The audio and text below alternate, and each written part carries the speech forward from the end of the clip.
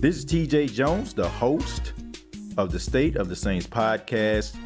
And there may be someone out there that may be considering starting a podcast of their own, or they probably already started a podcast and they're just trying to see some of the steps they can take to make their podcast even better. Well, I encourage you to check out the SOTS seminar that will be coming up. This seminar will be designed to help individuals that are starting a podcast or have already started a podcast, giving them the information and tools that they need in order to help their podcast grow. So take part in the SOTS podcast seminar. For more information, email the State of the Saints podcast at stateofthesaints@gmail.com. That's stateofthesaints@gmail.com.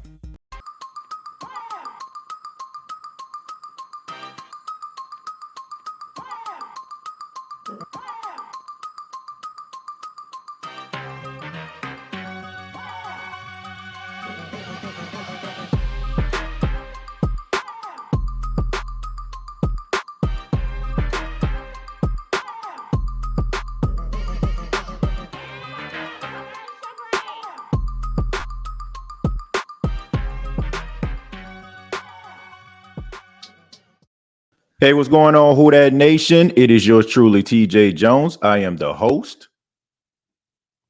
of the State of the Saints podcast.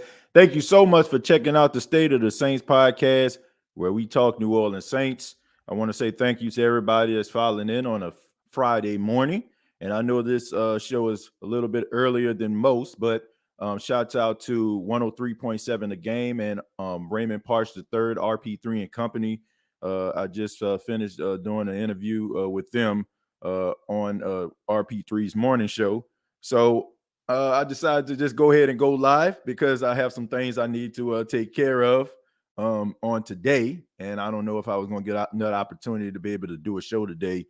So just wanted to go ahead and get one started. But we're going to be talking about the Saints versus Seattle Seahawks game. The predictions, what do I feel the Saints need to do in order to win this game, and also just, give you all my prediction.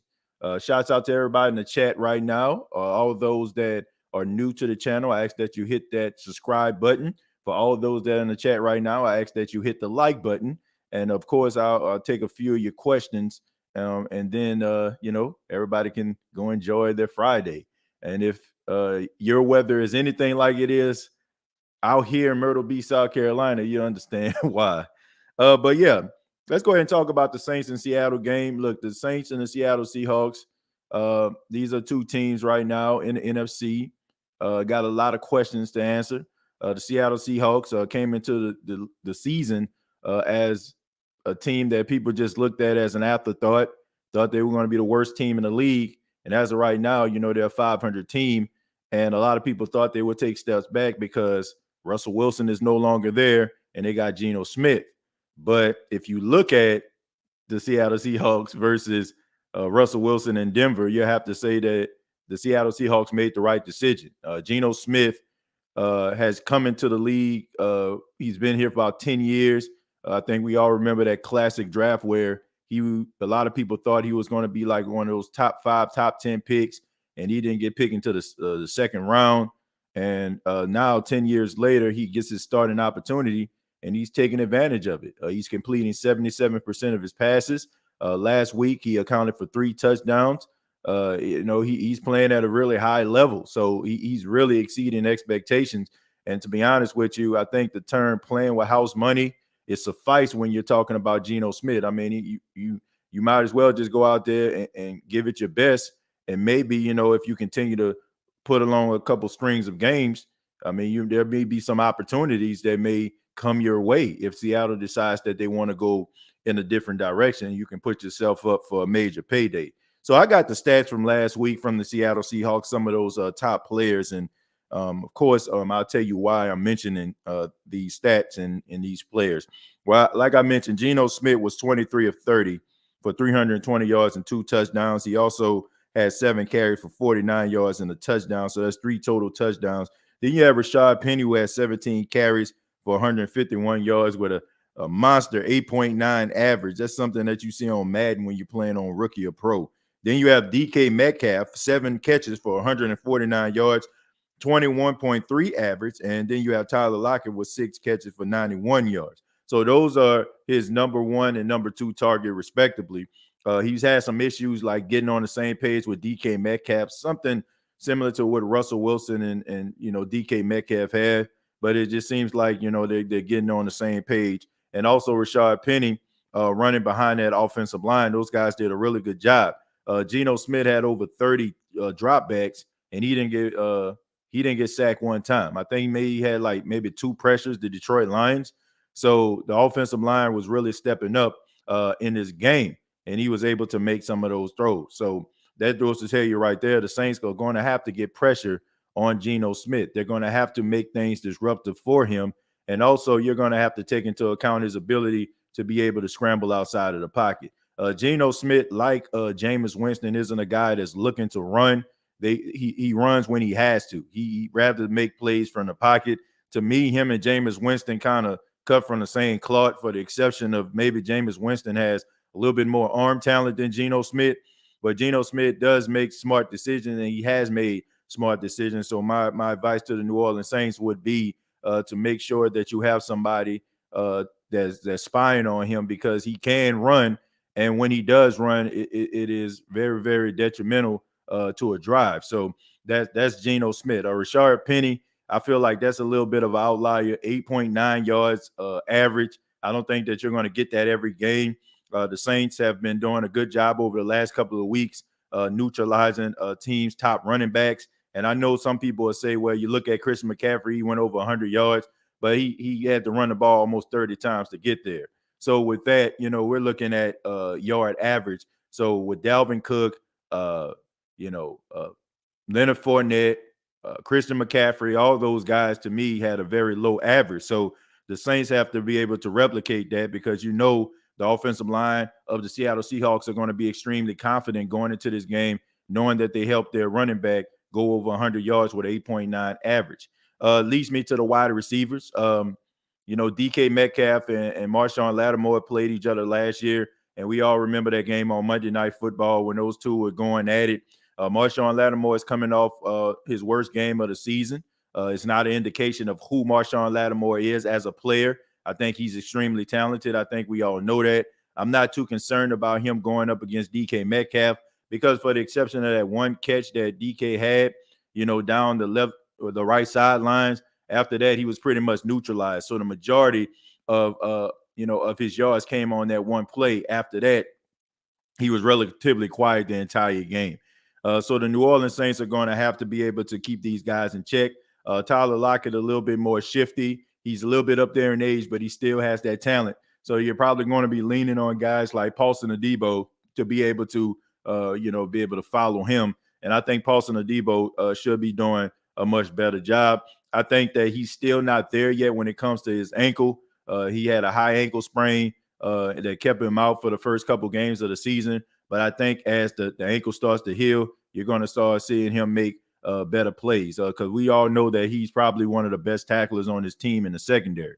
So when you put all that together, the Saints are going to have to be able to neutralize and shut down Geno Smith's ability to be able to scramble. And also you got to speed up that clock in his head.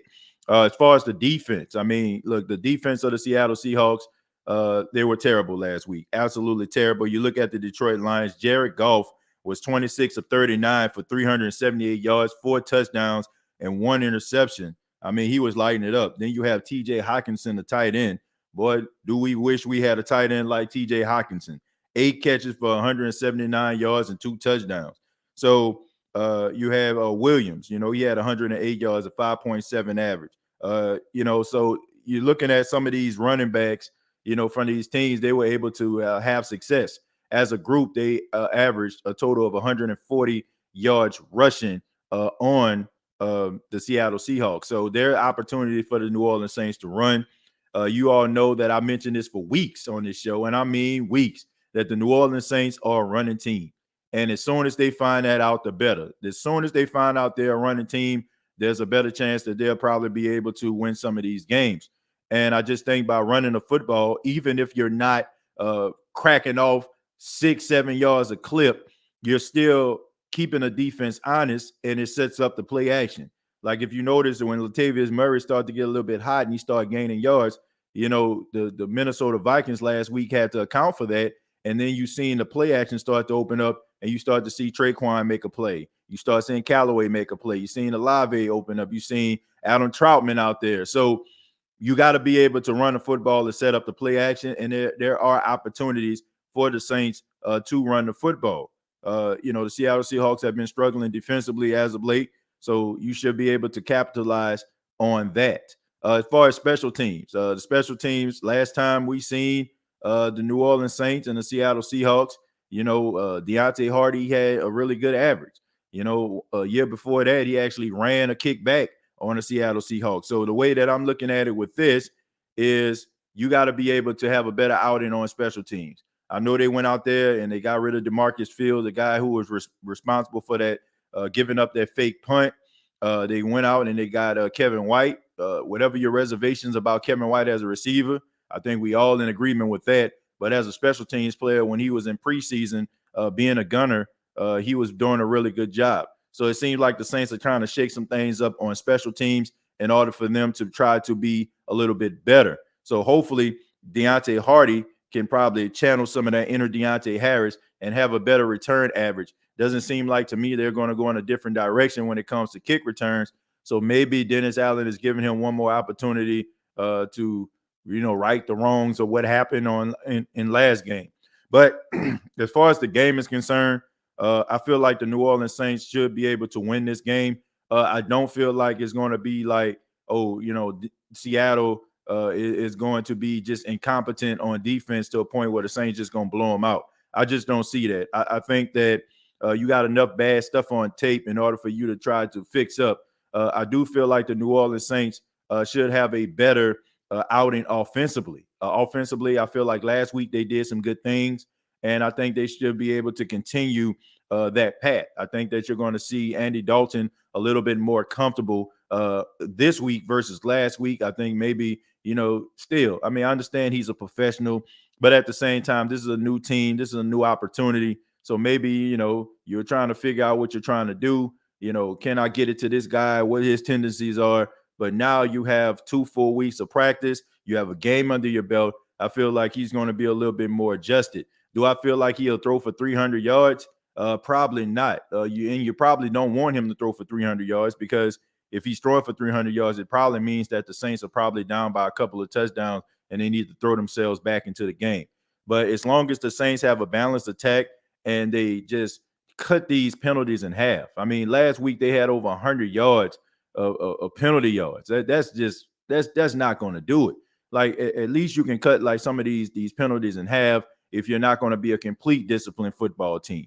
But overall, I have the New Orleans Saints winning this football game. I think they're going to win.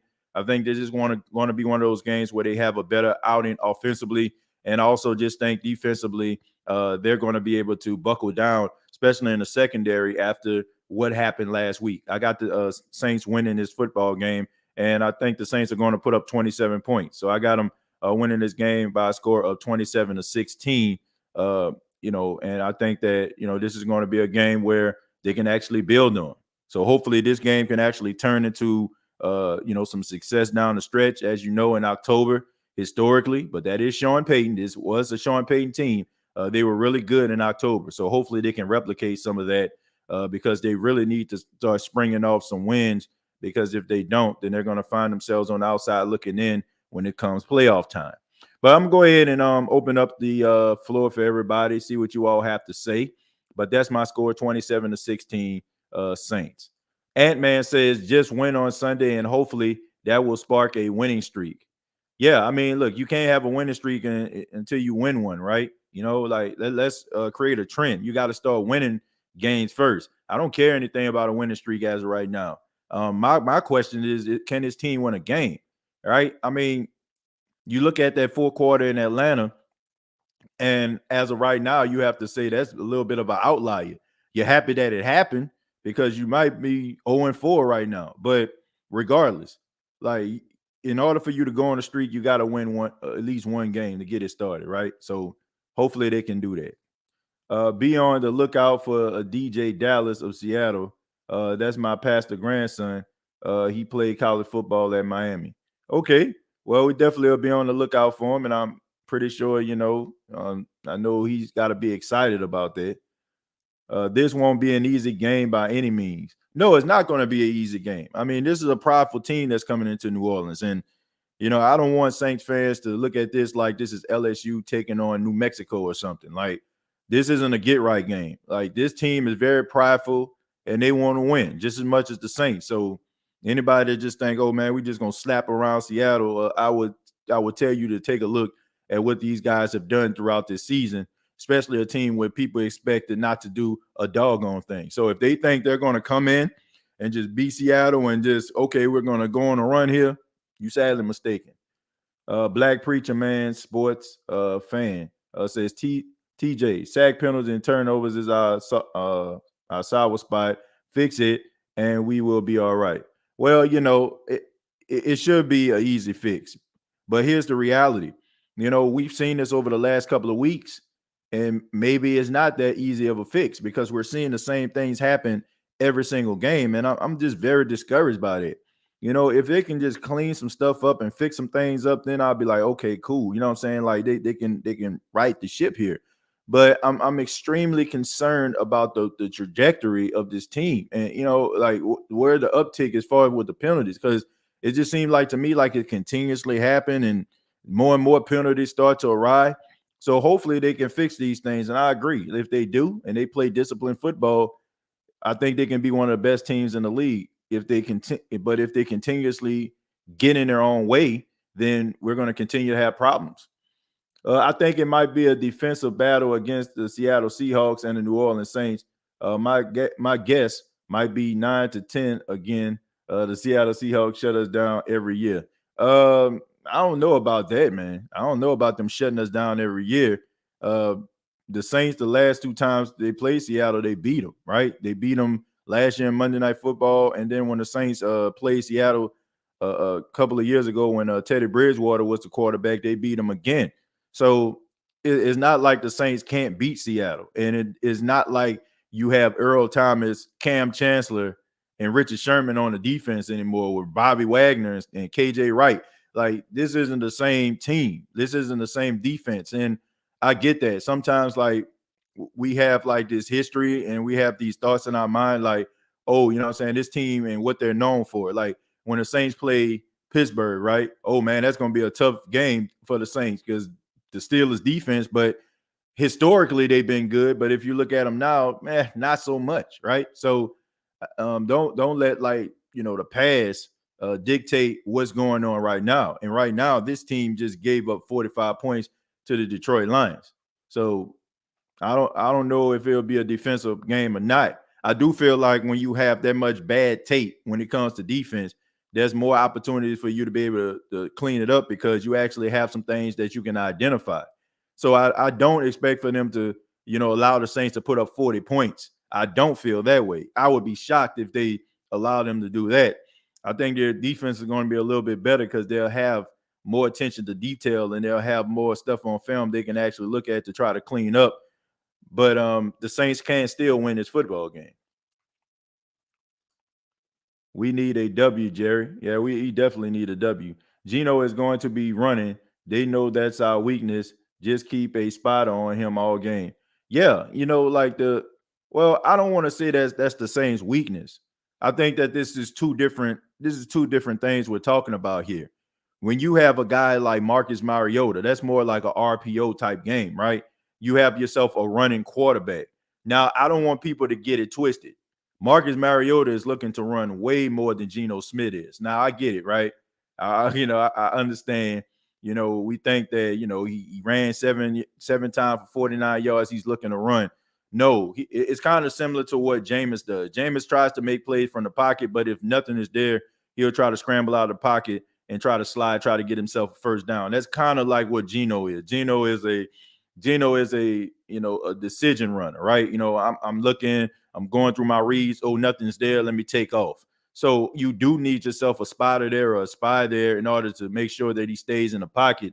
But it's not to a point where you have to adjust your defense like you're going up against Jalen Hurts or Marcus Mariota, one of those guys that can hurt you really bad, or Lamar Jackson, right? It's not one of those situations there. It's not like guys that are, ready to run, or the plays are designed for him to run.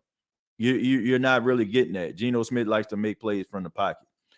We need to treat this game like a playoff game and straight ball out. Well, I hope they don't treat it like a playoff game, because if history has shown us anything, when the Saints make the playoffs, it don't really pan out. Play this game like it's the next game. That would be a better statement, because they definitely need to win this game.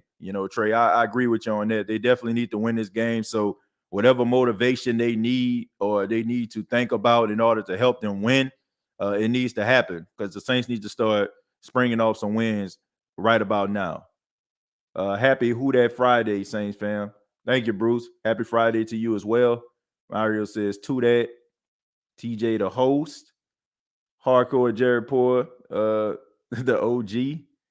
Let's see, giving a shout out to Bruce. Then we have Jordan. Thank you very much for the 499. Says the Saints need to run 30 to 40 times. Kamara needs 25 touches. Defense needs to work on flipping field position, driving 80 yards every every position, or every possession rather, is not it. Well, look, here's the thing. I agree with you on that. Getting the ball into Alvin Kamara's hand 25 times, that can be a combination of things. Shouts out to legendary quarterback Drew Brees. He kind of broke that down about how they used to use Alvin Kamara. You don't want him just running in between the tackles. You want him catching out of the backfield as well. So, but here's the reality of it.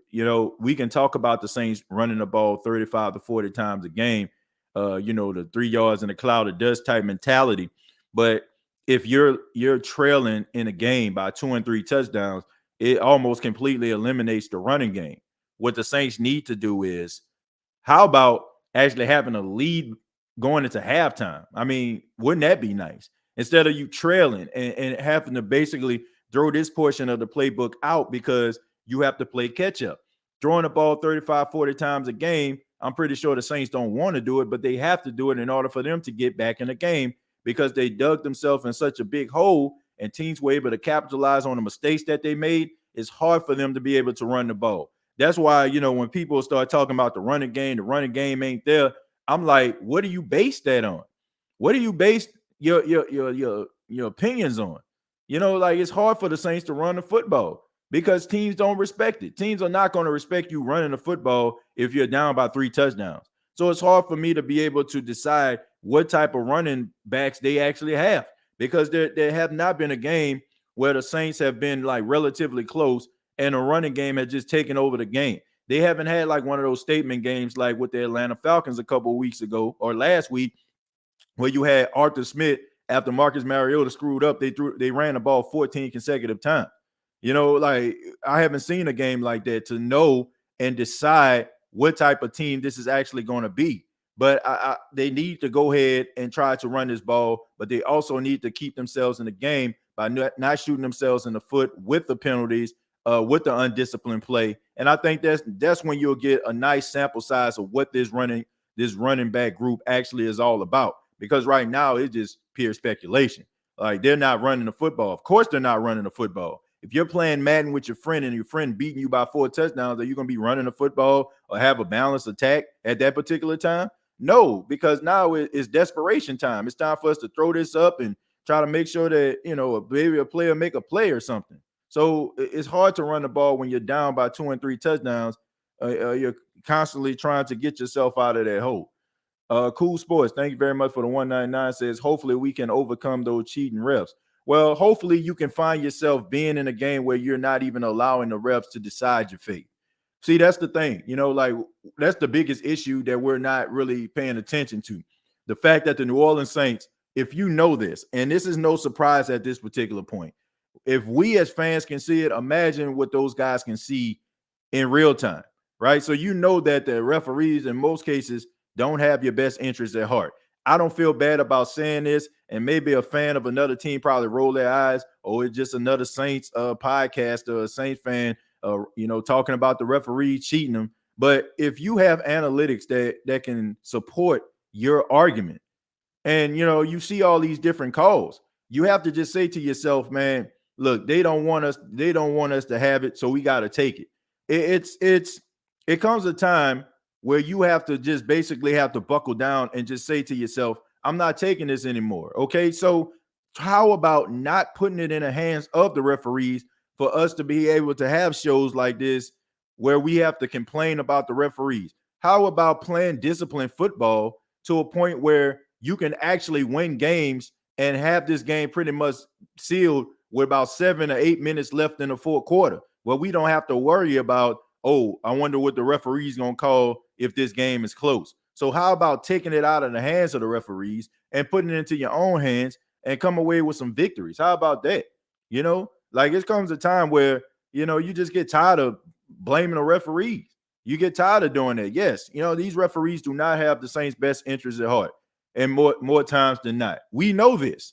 Okay? But it comes a time when you have to take it out their hands. If you really want it, you got to take it.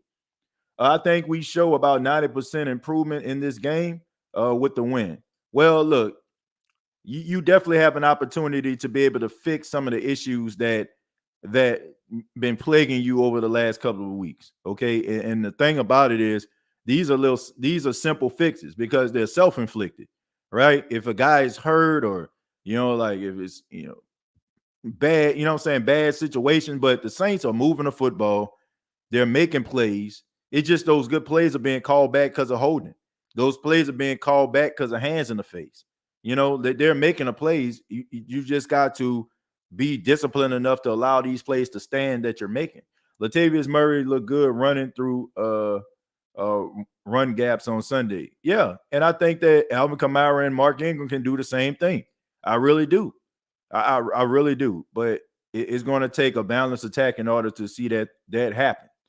Ramsey says, and also if the Saints are up by a bunch, the referees won't really dictate the game. Exactly. That's my whole point. Take it out of the hands of the referees and decide your own fate. Dennis Allen needs to be better. Yeah, I agree with that. Dennis Allen definitely has been coaching scared, him and Pete Carmichael. I said this on 103.7 this morning. I went back to last year when the Saints played the Tampa Bay Buccaneers and Raymond James, and they end up beating them 9-0. And I go back to that game. It was really conservative. It was, we're going to play we're going to play to not lose. We're not going to play to win, but it ended up working in their favor. But what happened was they took that same mentality over into the 2022 season, and it's not really a good thing. I just don't see Dennis Allen really challenging his team. And by challenging a team, I mean by like maybe an aggressive play calling, maybe like going for it on fourth down when it's close, something that this team can actually get fired up about, maybe converting the fourth down. I haven't seen like a gutsy call or something that was aggressive since week 1 versus Atlanta when they went for 2. But you really had to do that in that particular situation. So I just wish that they would be a little bit more aggressive and not be coaching so scared. This guy is coaching like he's 8-31 as a head coach. It seems like to me he's coaching to try to do the right thing versus actually doing it his way, right? I mean, sometimes, man, you just gotta let your head down and you just gotta go out there and just say, I'm just going to do this thing my way and let the chips fall where they may. hey, you might crap out, but at the same time, at least you know that you don't have any regrets. It's almost like a person that wants to try something new, right? Oh, I'm thinking about maybe starting my own business. I'm thinking about maybe coming up with some type of business venture, or saying, to make some extra money, or doing this, and then all of a sudden, like, you never go around to do it. 10 years later, you like, man, I could have did that. That was my opportunity. You don't want to live your life with regrets. You may not be a really good head coach. You may just be a really good coordinator, but you have to challenge yourself, and you have to challenge yourself by challenging your players. And I just feel like it's too conservative in New Orleans right now. And you got a coaching staff and players that are extremely uptight. You got players that are uptight because they're thinking about possibly making a mistake that cost the team some penalty yards. And then you got a coaching staff that is just trying to make the right call to do the right things, instead of like people just having fun and having a good time and just playing loose. I don't see that in New Orleans right now. And I think it starts with Dennis Allen.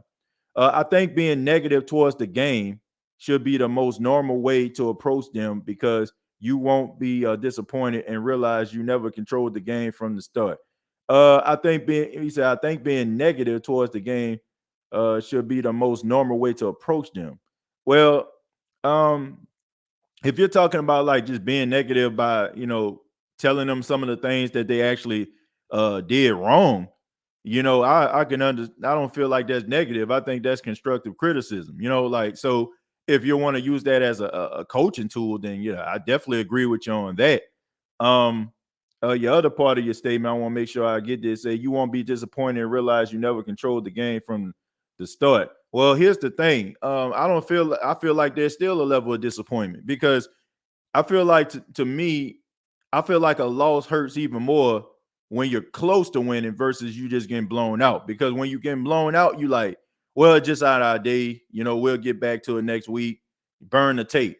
But when you're like close, like how it was last week versus Minnesota, and you lose a game like that, it hurts, because you know that there were a couple plays in the game that could have went your way and you would have been on the receiving end of a victory. So cleanup man needs to do a lot better. Yeah, I mean, look, you got to be more aggressive, and I don't feel like they're being very aggressive. The landlord said, "Did you see my God honest prediction?" No, I didn't see your God honest prediction. Josh, I didn't see it, man. I didn't see it. TJ, the key to success here is having the whole team hypnotized into thinking every quarter is the fourth quarter. Yeah, that's a good point. I mean, maybe maybe they need to bring a hypnotist up in there. Maybe that'll help out. That's not realistic though. How many games this season ended in one possession? Um, what do we? I mean, I think basically almost every game that they played in ended in one possession, right? I mean, it came down to like, what I'm saying, one deciding play or one deciding drive or one deciding thing. So yeah, I agree with you on that. The State of the Saints podcast, facts, TJ. State of the Saints podcast, TJ Paxton. All right.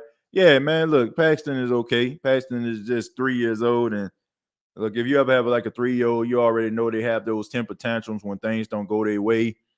That just kind of, what we're dealing with right now. But, just kind of just go through the motions and just, allow them to grow out of it. Roderick, thank you very much for the $2. Says, what do you think about Peyton Turner so far? I think that he's playing like a bust. That's what I feel about him. I feel like I haven't seen that much out of him. The fact that you're a first round pick and was a healthy scratch is an indication of who you are and what you have been at practice, or what the coach is actually seeing you. And he's been a major disappointment, even when he's been in a game.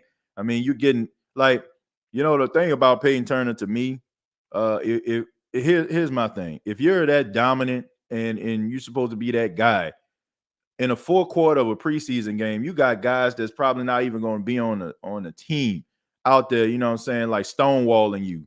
To me, like, if that's not an indication of maybe, you maybe need to look inside and find something. I don't know what is. Okay. If you're a first round pick going to your second year and you're going up against fourth string guys in preseason, I feel like you should be dominating. Like, you should be like all over the field. You should be like all in the backfield, but I didn't see that. This dude was getting stonewalled.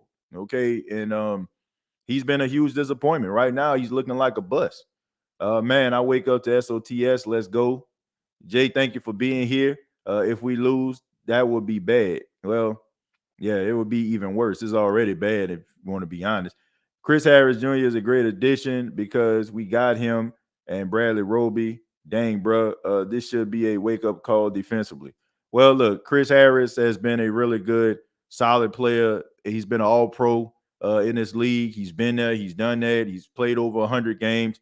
So if PJ Williams is not going to be able to play, and maybe you can bring Chris Harris up and activate him to the active roster, maybe have some plays or two that would be beneficial to you. Still upset we drafted Peyton Turner instead of Asante Samuel Jr. I mean, yeah. TJ Jones, where do you think Omar, I guess you mean Lamar Jackson, going to go? I know this is off topic, but he has not signed with the Ravens. Who do you think is going to pick him up? I think he's going to stay with the Ravens. I just think that they're going to have to end up paying him more than they were originally going to pay him. I don't think they're going to let him go because all because now you're going to make the fan base upset because they see how well he's playing. DA coaching like he's waiting for Sean Payton to come back. Maybe he is. Also, we should have signed Ndamukong Suh. Well, I mean, there's still an opportunity for that, and I'm pretty sure, we've seen guys like Richard Sherman. The Buccaneers signed him in the middle of the season. I mean, there may be opportunity, but we'll see.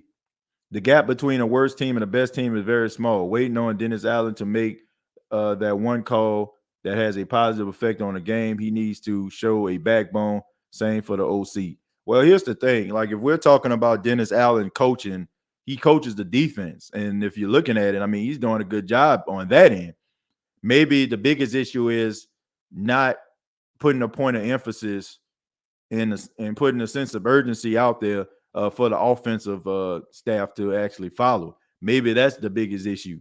But I do agree with you. I mean, if you look around, there's some bad football being played everywhere. There's a lot of 2-2 teams. There's a lot of teams out there that's still trying to figure it out. So the Saints still have a chance, but you have to start winning. You can't just shoot yourself in the foot so early because teams just like you are going to figure it out, and it's going to be hard. It's going to be an uphill battle once you do figure it out. He's 33-8 as a head coach. 33-8, you mean 8-33. Dennis Allen, counting the 3 games that we should have lost, Dennis Allen is not looking good as a starting head coach right now. Yeah, not at all. He looks terrible. I'm strolling down a little bit, folks, and I apologize. I missed your comments, but I'm strolling down. Let's see. Surprised you haven't called Dennis Allen Mr. Clean. Nah, I call him Captain Cleanup, okay? We call him Captain Cleanup on here, because he always talking about what he going to clean up. Clean up this, clean up that. Clean up, everybody, everywhere. Clean up, everybody, do your share. Yeah, man, so we call him Captain Cleanup over here, okay? We ain't gonna call him Mr. Clean. I call him Captain Cleanup because he always talking about that. Someone called an exorcist. I just seen a ghost. Guess Ghostface Gorilla is here. Shouts out to Ghostface. The truth is, Drew Brees and Sean Payton covered a lot of the ineptitudes of the team itself, and the rest couldn't decide games until late into Drew Brees' career because of his arm started failing. Yeah, I mean, look, I think we all in agreement with that. Drew Brees just basically covered up a lot of the shortcomings of the team, and so did Sean Payton. So, but yeah, but those guys aren't there anymore. So what you gonna do? Is rather you gonna wish for better days, or you gonna try to rise above it? I mean, the key to really winning these games is scoring more points than the other team. I don't know. I think it's a reach. Yeah, basically, like nobody cares about how you win. It's just a matter of how you win. Hey, TJ, do you think DA gives off substitute teacher vibes to the locker room? I don't think so. I just think that his coaching style is different than what a lot of those guys are used to.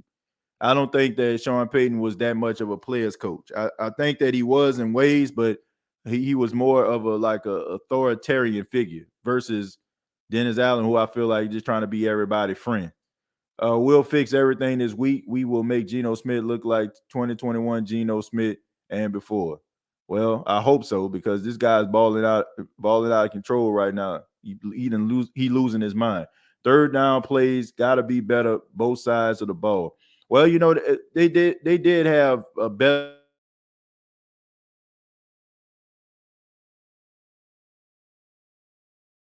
So I'm gonna try to look up some of the same stats real quick from last week.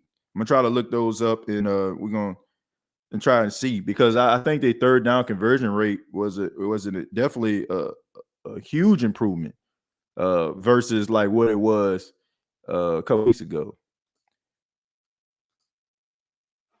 Having a little bit of time trying to.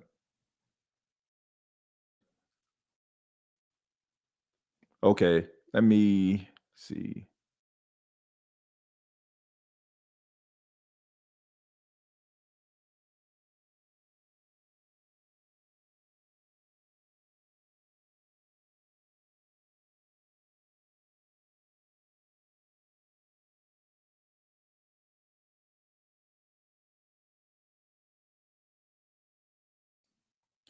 Yeah, I'm sorry about that, Who That Nation. I just I completely forgot about this. We're having like some new tether within the neighborhood with the internet connection. I completely forgot about that. So the internet connection gonna be a little bit spotty. I'm gonna try to take a few more comments and then we're gonna go ahead and get up out of here. I completely forgot about that, man. They running some new lines in the neighborhood and it's affecting the internet. Uh Dennis Allen legit gives off step parent vibes. You know the type that the kids just will not respect until they see that bell come out. Yeah, I think we all, yeah, we all know that. Yeah, but I mean, he definitely got to put his stamp on his team. He got to make it his. Right now, I just feel like it's a lot of we playing not to lose versus playing to win. Uh B Max says, I see everyone is upset with DA. I guess since he's the coach, the blame falls on him. His defense is looking lights out. If anything, the offensive woes should fall on his shoulder. Yeah, but here's the thing, B Mac. Look, when you're the head coach, your job is to oversee all operations, not just one side of the ball. If Dennis Allen was the defensive coordinator, then nobody would say anything about him. We would be praising him because of all the things that he's doing to help the team stay in the game. But that's not just your job anymore. Your job is to be the head coach of the entire team. So the offense, the defense, the special teams, the front office, all that stuff represents you as a head coach and the way the players respond. So we can't look at it that way anymore. You can't, like defensively he's doing a good job, but as overall operations specialist, like he's having a tough outing. And let's see, but Geno balled out versus Detroit and Atlanta.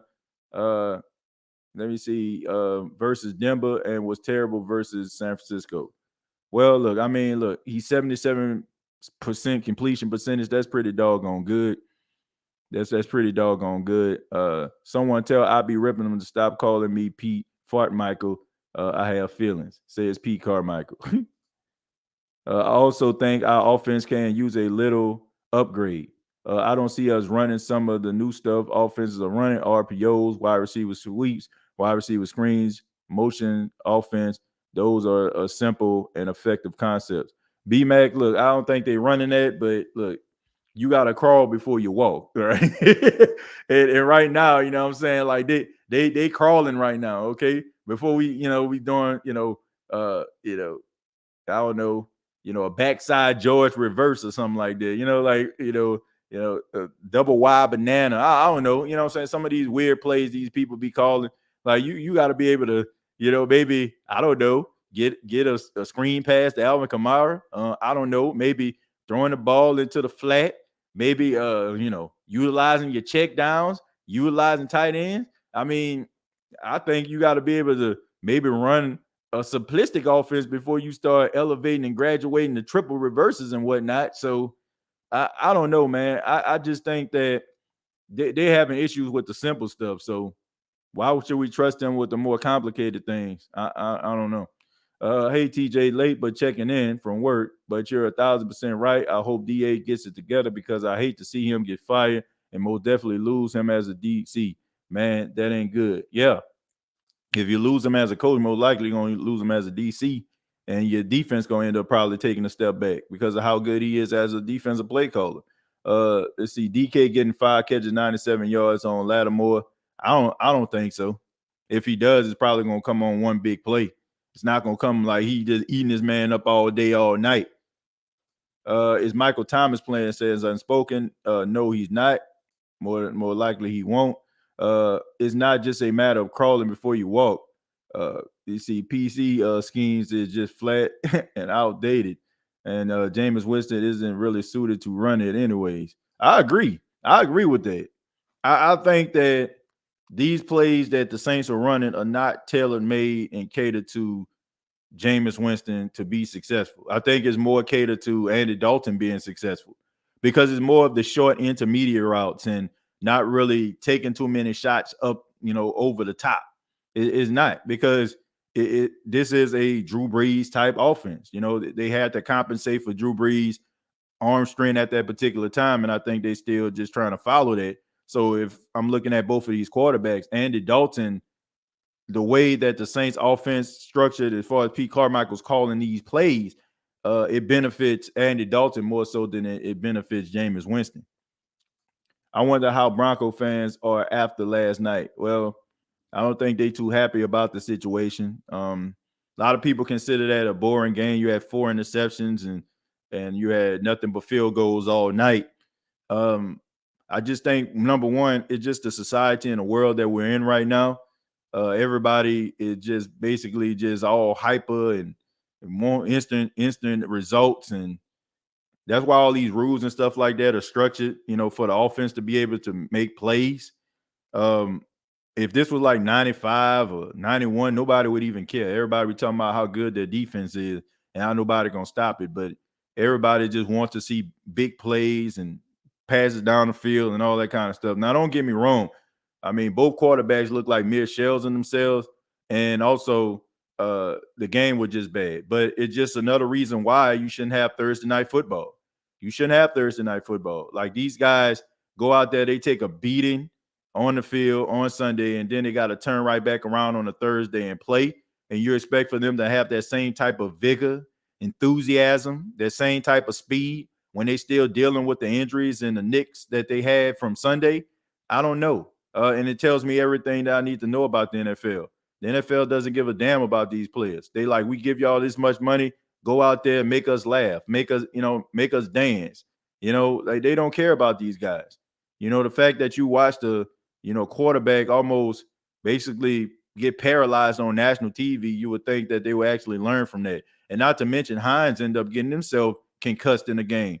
Looked like he took an overhand right from Mike Tyson. So it's, to me, how can you talk about player safety? How can you say you care about these players when you got these guys going out there on Sunday and then marching them back out there 4 days later to play again? And people say, well, if you play on Thursday, then you have 10 days off. But, man, the body needs time to recover. And the NFL don't care, especially when they feel like, oh, man, we got to tap into this Amazon audience. This is absolutely ridiculous. Like, they don't care about these players. They don't care about these players. They care about their bottom line. These owners care about the bottom line at the end of the day. You're not going to say that you care about these players and their safety if y'all going into these meetings and agreeing on having these type of games. It's hard for me to believe you. Is Juice and Olave playing? Yeah, they're both playing. Andy Dalton is a safer quarterback. Yeah, I mean, look, I'm not really going for safe. I'm going mostly for execution. And is the way the Saints offense is structured, I feel like he can execute the offense of what they are right now better than Jameis. It just fits him. It just fits what Jameis, it fits what Andy can do versus what Jameis can do. It's almost like Jameis has to like kind of come down to this particular defense in order for him to run it versus, Andy Dalton kind of fits in that mode right then and there. You know what I'm saying? It's like a jacket, right? I can wear this X large jacket, but I rather, have a 2X. You know what I'm saying? Like, and then somebody get in like, what you wear? XL, put it on, it fits real nice, right? It's a perfect fit. We need to make us want to watch the Saints We will, but they need to make us enjoy it. Look, I'm gonna watch the Saints. I don't care if they getting blew out. I don't care if they winning by 30. I'm gonna watch this team regardless. Like my look, and I'm not. I know you're not saying this. I'm not. I know you're not saying this, Christine. I know you're not saying this. I'm pretty sure that's Mike. Mike, why are you not? Is that Mike? And why are you not at school? But anyway, yeah. I think at the end of the day, um, I'm still going to enjoy the game. My fandom is not conditional, and I don't think I don't think anybody fandom should be conditional. Every team like kind of go through growing pains, but as a supporter, man, you got to support them, good, bad, or indifferent. Let's see. That was just a bad game. The quarterbacks were making such bad moves. Yeah, like I said, it's Thursday, man. Thursday. It's Thursday night. I wanted the Saints to go after Russell Wilson. Now I'm starting to think that's why I'm a fan and not a GM. Yeah, I mean, but here's the thing. Like, I think every situation is different. I think every situation is different.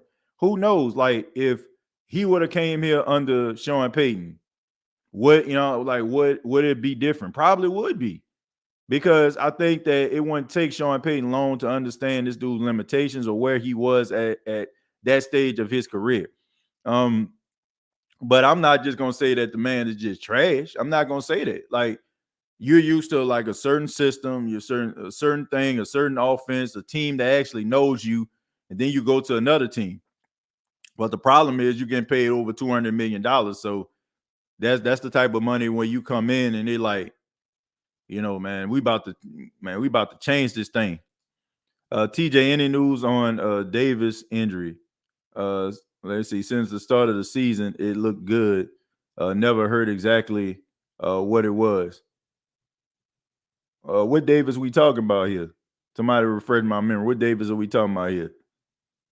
Let's see. That NFL all about paper. They could care less about the players. I agree. Need more dogs on the team. I don't think the dogs is the issue. It's about motivating those dogs. It's not about the like. I don't think anything is wrong with this team. Like, I'm serious. Like, I feel like this is the right team to get you where you need to be. Like, you got the right nucleus of players. You got the right nucleus of leadership. I mean, you got it. It's just you got to be able to coach it out of them. NFL talks about player safety, but makes them play on Thursday. A total joke. That is a true statement, TJ. By the way, on an unrelated note, Olave is the real deal. So is Adebo. I'm really impressed with his 2 years so far. Yeah, I mean, Chris Olave has been as advertised, and Paulson Adebo, who I feel like is playing well. But I think that you're probably going to start seeing some of the things that you saw like in the off season leading up to this season as the season progressed. I still feel like he's still dealing with the ankle injury, and I still feel like he's not there yet. It's probably going to take maybe you'll probably see improvements in this game, and you'll start seeing even more improvements like later on in the season if he doesn't have like any setbacks. We need to get the juice back on this team. 12-9. Game turned into 21-09. If look was 6-0 when I looked. Okay, well, I mean, to be honest with you, I watched a little bit of the game, like as far as highlights, but man, I wasn't really watching the game. What was I doing? I think me and my wife we were watching this movie, I think by Kid Cudi, called Intergalactic. It's like some type of animated type movie. We was watching that on Netflix. So I really wasn't paying that much attention to the game. And I still say on Thursday night, I don't have a problem with them being on Prime Video, but still simulcast it along with Fox or CBS or NBC. But Jerry, I mean, how would they be able to get that money? The biggest objective is to get eyes on Amazon and get people subscribed to Amazon Prime. That's just the whole point. So they're using the NFL to be able to launch this whole campaign. So they're not going to put it on those channels because they want people to pay that money each month in order for them to get Amazon Prime. if you're going for execution, there's only one man who can help us, Bret the Hitman Hart. Yeah, I mean, yeah, if it were Bret Hart, you would have excellent execution, right? Because he was the excellence of execution. But unfortunately, Bret the Hitman Hart isn't wrestling anymore. And unfortunately, Drew Brees and Sean Payton on the Saints anymore. So they're gonna have to find something, right? They're gonna have to find somebody. After Bret Hart, they had a Kurt Angle, right?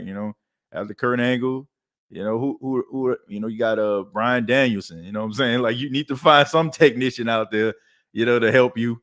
Because looking at what Bret Hart did ain't gonna help you. Okay, is the next Thursday game between two man teams as well? I don't even remember. All I know is the first game that they had on Amazon. I think it was Jacoby Brissett and Mitchell Trubisky, and I guess they probably thought, man, we got Russell Wilson versus Matt Ryan.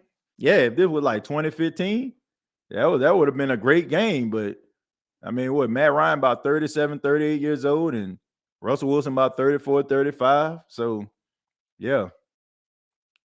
I don't care if we don't win a game. I'm rocking with the black and gold. You ain't lying. I'm the same way. Hey TJ, real quick, if you thought your thoughts on LSU versus Tennessee and Tulane versus East Carolina. Well, I think they both should be like really good games. I know the LSU game is a little bit earlier for a lot of people's liking, especially for people that like to drink. But I think the LSU look, I think they're doing a really good job at winning games while trying to figure it out. I still don't feel like this team has like reached the ceiling of what they can actually be. I think that actually comes when Brian Kelly actually starts to recruit a little bit more, and you'll start to see exactly what type of team they actually are. But playing and winning in the process of trying to learn uh, is a good thing. It is a very, very good thing. And as far as Tulane, it don't get more grittier than that. Last week, they had themselves a really thrilling game. They beat Kansas State. They end up losing a week before last. But the thing about it is they're such a tough and gritty team, and I think that kind of resembles their coach, and it is doing a good job. So, if we can get the Saints on board, I think we should be fine. But I like the fact that LSU hasn't figured it out, but they're still winning. And I like the fact that Tulane goes into every game with a lot of scrap and grit, and they go out there and they win, man. So I'm very impressed at all those Louisiana teams. I'm impressed by all of them. Just need the Saints to get on board. Me too, TJ. I will watch the Saints no matter what. Yeah, you ain't lying. Strolling down a little bit more, it says, I sadly watched the whole game. Now you a real fan for that one. Drew ain't coming back. We got who we got and got to find a way to win. Exactly. This team is like thinking you have an illness, but going to the doctor and he says it's all in your head. Yeah, I mean, look, they are constantly shooting themselves in the foot. If a Monday Night Football cat can do that, what you think we can do?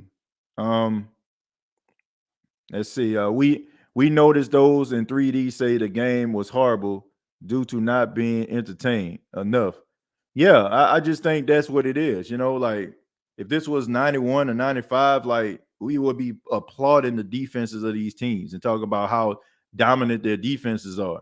But we just want to be entertained. Like we want the score to be what that Seattle Seahawks and Lions game was 45-48. But I'll tell you, like, I like defense. I like defense.